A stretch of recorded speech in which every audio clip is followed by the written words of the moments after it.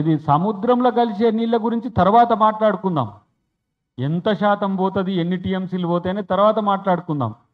నేనంటున్న ఒక మాట, మొన్న కూడా మేము 2-3 సార్లు చెప్పినాం, సముద్రంలో పోతే పోయినాయి కానీ ఆంధ్రాకు వాడుకోవద్దు అని చెప్పాల్సిన అవసరం కాంగ్రెస్ ప్రభుత్వానికో తెలంగాణ వాదులకో లేదు. కానీ మాదేంది, మాది కట్టకుండా మీరు ఇప్పుడు ప్రాజెక్టుకి అప్రూవల్ ఇస్తే ఇప్పుడు ప్రాజెక్టులు కట్టుకున్న వాటికి ముందు అలకేట్ చేయాల్సి వస్తుంది.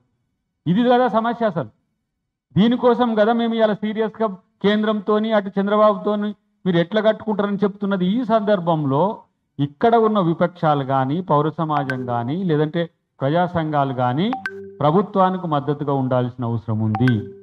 చంద్రబాబు నాయుడు గారు చెప్పింది వినాల్సిన అవసరం మీకు లేదు. ఇలా రేవంత్ రెడ్డి గారు ఈ రాష్ట్ర ముఖ్యమంత్రిగా ఈ రాష్ట్ర ప్రయోజనాలకు ప్రయత్నం చేస్తున్నాడు. నేను ఉత్తమ్ కుమార్ రెడ్డి గారిని చాలా సీరియస్గా అబ్జర్వ్ చేస్తున్నా కదా.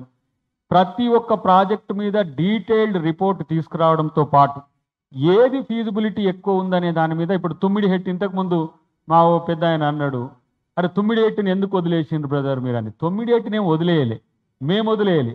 బీఆర్ఎస్ కట్టాలనుకుందో లేదో నాకు తెలియదు. తుమ్మిడిహెట్టి 148 కాదు 144 కడితేంది, 142 కడితేంది, నష్టమైంది. దానితో ఆ ప్రాంతంలో ఆయకట్టు స్థిరీకరణకు అవకాశం ఉంటుంది. ఇప్పుడు అసలు సమస్య ఏంటంటే బనకచెర్ల పర్మిషన్ ఇస్తున్నారు, అదేదో రేవంత్ రెడ్డి గారు సంతకం పెడితే అది అయిపోతుంది.